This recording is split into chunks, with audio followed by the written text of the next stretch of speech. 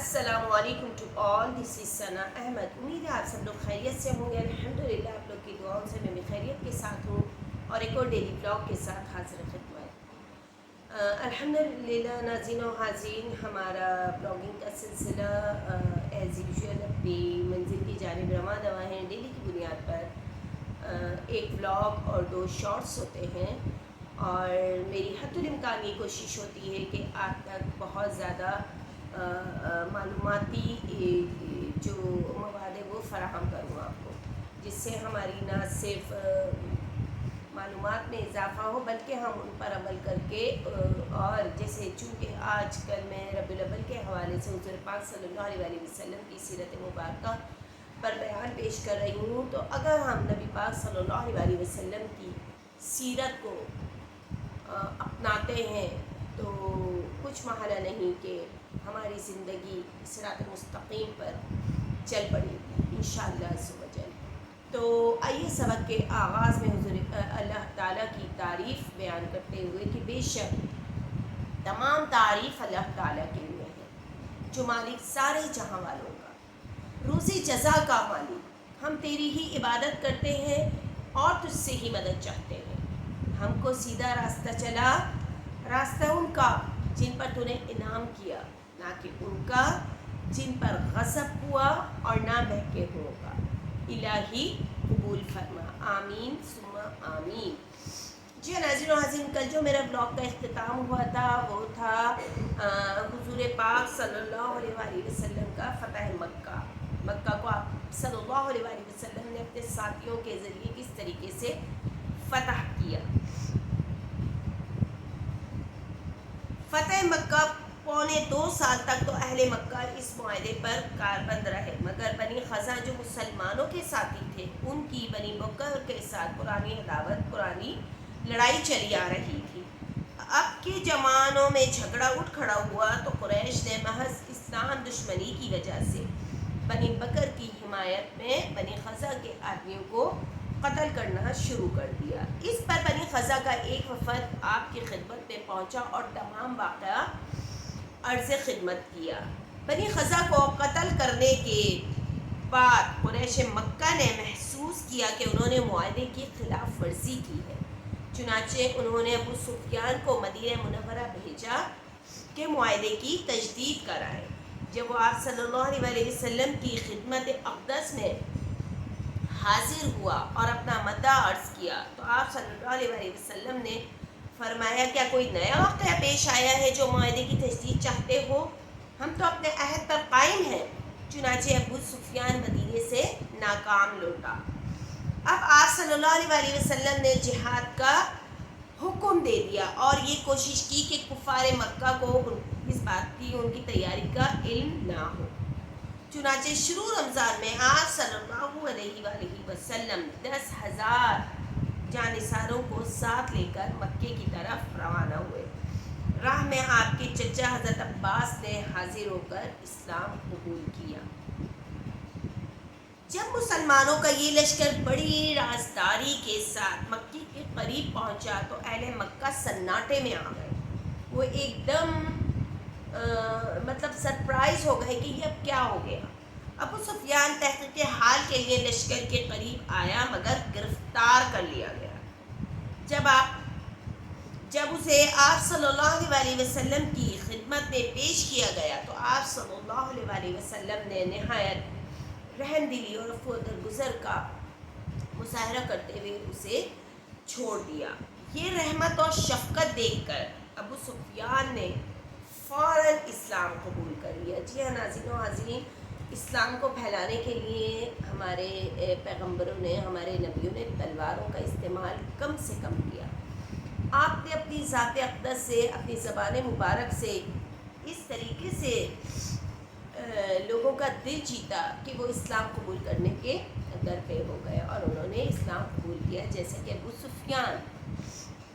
اب مسلمان مجاہدین کا لشکر مختلف راستوں سے مکے میں داخل ہوا۔ آپ نے حکم دے رکھا تھا کہ کسی سے کوئی لغزش، کوئی تعارض نہ کیا جائے، اور فرمایا کہ جو لوگ اپنے مکانوں میں بند رہیں گے یا حرم کعبہ یا ابو سفیان کے گھر میں پناہ لے لیں ان کو پناہ دی جائے گی۔ چنانچہ لشکر اسلام بڑے ہی پرامن طریقے میں مکہ میں داخل ہوا، لیکن جس طرف سے حضرت خالد رضی اللہ تعالیٰ عنہ مکے میں داخل ہوئے اس طرف بعض نوجوانوں نے مزاحمت کی، جس کی وجہ سے حضرت خالد بن ولید کو مجبوراً تلوار اٹھانی پڑی اور چند ایک آدمی قتل بھی ہوئے۔ آپ صلی اللہ علیہ وآلہ وسلم نے مکے میں داخل ہو کر خانہ کعبہ کو بتوں سے پاک کر دیا۔ اس شاندار فتح کو دیکھ کر مکے کے لوگ بڑے خوفزدہ ہو رہے تھے کہ خدا جانے ان کے ساتھ کیا سلوک کیا جائے گا، وہ درست ہوگا بھی یا صحیح ہوگا۔ بہرحال وہ بہت زیادہ خوفزدہ تھے، پریشان تھے، مگر رحمت للعالمین نے انہیں اس طرح خوفزدہ دیکھ کر فرمایا، جاؤ تم آزاد ہو، آج یہ بدلے کا دن نہیں، میں نے تم سب کو معاف کیا۔ آپ کا یہ خلق اور کرم دیکھ کر اہل مکہ چوک در چوک اسلام کے دائرہ اسلام میں داخل ہونے لگے، اور صلح حدیبیہ کے موقع پر جو مسلمان یہ محسوس کر رہے تھے کہ مسلمانوں نے دب کر صلح کر لی ہے، آج اللہ کی فتح مبین کو اپنی آنکھوں سے دیکھ رہے تھے۔ فتح مکہ کے بعد غزوہ حنین، غزوہ تبوک اور غزوہ خیبر پیش آئے، جن میں اللہ تعالیٰ کی فتح و نصرت مسلمانوں کے ساتھ رہی۔ اب آیا حجۃ الوداع، یعنی حضور پاک صلی اللہ علیہ وآلہ وسلم کا آخری خطبہ، جو آپ نے حج بیت اللہ کا اعلان فرمایا۔ اس وقت تمام عرب آپ کے زیر نگین تھے۔ نتیجہ یہ ہوا کہ دور دور سے لوگ مدینے آ گئے، اور ان کے آنے سے مدینے کے قریب خیموں کا ایک اور شہر آباد ہو گیا۔ پھر آپ صلی اللہ علیہ وسلم ان سب کو لے کر مکے کی طرف روانہ ہوئے۔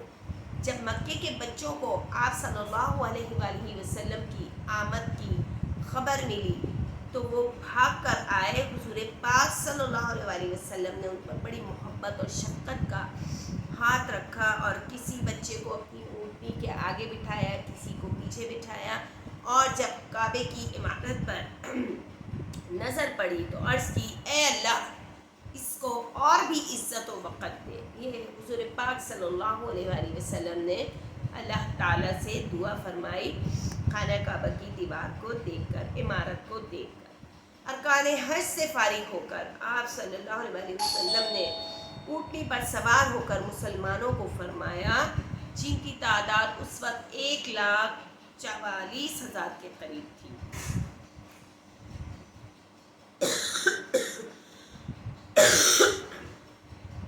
یہ آخری خطبہ تھا حضور پاک صلی اللہ علیہ وآلہ وسلم کا، جس میں آپ صلی اللہ علیہ وآلہ وسلم نے بے تحاشا باتیں اپنی قوم سے کی کہ لوگوں سنو، شاید پھر ہم کبھی اس مجلس میں اکٹھے نہ ہو سکیں۔ آپ صلی اللہ علیہ وآلہ وسلم نے جو آخری خطبہ حج کے موقع پر فرمایا وہ تھا، لوگوں سنو، شاید ہم پھر کبھی اس مجلس میں اکٹھے نہ ہو سکیں۔ تمہاری جانیں، عزتیں اور تمہارے مال ایسے ہی حرمت رکھتے ہیں جیسے یہ مہینہ، یہ دن اور یہ مقام حرمت والے ہیں۔ تمہیں ایک اللہ کے روبرو حاضر ہونا ہے، جہاں پر اچھے برے اور چھوٹے بڑے اعمال کا حساب ہوگا۔ خبردار میرے بعد کافر نہ ہو جانا کہ ایک دوسرے کو قتل کرنے لگو۔ لوگوں، زمانے جاہلیت کی ہر بات کو اپنے پاؤں تلے رونتا ہوں، جہالت کے تمام خون اور قتل اور سودی کاروبار کو ملیا میٹ کرتا ہوں، سودی کاروبار کو ملیا میٹ کرتا ہوں۔ عورتوں کے ساتھ ہمیشہ حسن سلوک کرنا، جس طرح تمہارا ان پر حق ہے اس طرح ان کا تم پر حق ہے۔ انہیں اچھا کھلاؤ، پہناؤ اور ان کے ساتھ نرمی سے پیش آؤ، اور ان کے معاملے میں اللہ تعالیٰ سے ڈرتے رہو۔ غلاموں سے اچھا سلوک کرنا۔ دنیا کے تمام مسلمان آپس میں بھائی بھائی ہیں، کسی گورے کو کالے پر اور عربی کو اجمی پر کوئی فضیلت حاصل نہیں، کوئی بزرگی حاصل نہیں۔ تم سب ایک آدم کی اولاد ہو، اور آدم کو اللہ نے مٹی سے بنایا تھا۔ میں تمہارے پاس قرآن کو چھوڑ چلا ہوں، اگر تم اس کو مضبوطی سے پکڑے رہو گے تو کبھی گمراہ نہ ہوگے۔ یاد رکھو، میرے بعد کوئی نبی نہیں آئے گا اور نہ کوئی نئی امت آئے گی۔ ارکان اسلام کی پابندی کرنا، نیک کام کرنا، اس کے بدلے اللہ تعالیٰ تم کو جنت دے گا۔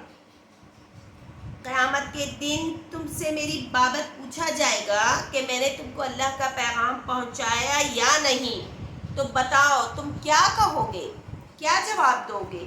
اس پر سب لوگوں نے بآواز بلند کہا، یا رسول اللہ صلی اللہ علیہ وآلہ وسلم، آپ نے اللہ کا پیغام ہم تک پہنچا دیا ہے اور بہترین طریقے پر پیغمبری کا حق ادا کیا ہے۔ اس پر آپ صلی اللہ علیہ وآلہ وسلم نے 3 مرتبہ آسمان کی طرف انگلی اٹھائی اور فرمایا، اے اللہ تعالیٰ تو گواہ رہنا۔ اس کے بعد آپ صلی اللہ علیہ وآلہ وسلم نے فرمایا کہ جن لوگوں نے یہ باتیں سنی ان کا فرض ہے کہ وہ ان باتوں کو دوسرے بھائیوں تک سنا دے جو یہاں موجود نہیں ہیں۔ اس موقع پر اللہ تعالیٰ کی طرف سے یہ آیت نازل ہوئی جس کا ترجمہ یہ ہے، آج میں نے تمہارے لیے دین کو مکمل کر دیا اور تم پر اپنی نعمت تمام کر دی اور تمہارے لیے دین اسلام کو پسند فرمایا۔ حج سے فارغ ہو کر آپ صلی اللہ علیہ وآلہ وسلم نے اپنی عمر مبارک کے مطابق 63 اونٹ ذبح فرمائے اور کچھ دن قیام فرمانے کے بعد واپس مدینہ منورہ تشریف لے گئے۔ اب یہاں صلی اللہ علیہ وآلہ وسلم کی انتقال کا وقت آ گیا کہ آپ صلی اللہ علیہ وآلہ وسلم کی عمر مبارک 63 برس تھی۔ تو آپ صلی اللہ علیہ وآلہ وسلم ایک دن ایک جنازے سے واپس آ رہے تھے کہ سر مبارک میں سخت درد ہونے لگا اور تکلیف روز بروز بڑھتی گئی۔ جب تک ہمت رہی آپ خود مسجد میں جا کر نماز پڑھاتے رہے، لیکن جب نقاہت کمزوری حد سے زیادہ بڑھ گئی تو پھر حضرت ابوبکر صدیق رضی اللہ تعالیٰ عنہ کو نماز پڑھانے کا حکم دیا، لیکن آخر کار وہ وقت آن پہنچا جب آپ کو اپنے رفیق اعلیٰ یعنی اللہ تعالیٰ سے ملنا تھا۔ چنانچہ آپ صلی اللہ علیہ وآلہ وسلم 12 ربیع الاول سن 11 ہجری کے بروز دوشنبہ صحابہ کو روتا دھوتا چھوڑ کر اپنے خالق حقیقی سے جا ملے۔ اِنَّ لِلَّهِ وَإِنَّا إِلَيْهِ رَاجِعُونَ۔ آپ صلی اللہ علیہ وآلہ وسلم کو مسجد نبوی کے پہلو میں حضرت عائشہ صدیقہ کے حجرے میں ہی دفن کیا گیا، کیونکہ آپ نے وہیں انتقال فرمایا تھا۔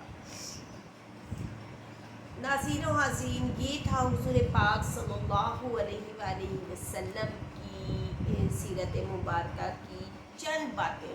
یہ چند باتیں ہیں، اور آپ کو اگر حضور پاک صلی اللہ علیہ وآلہ وسلم کون ہیں کیا ہیں تو آپ کو چاہیے کہ آپ پورا قرآن پڑھ لیں۔ جس نے پورا قرآن پڑھ لیا اس نے آپ صلی اللہ علیہ وآلہ وسلم کی سیرت کو پڑھ لیا۔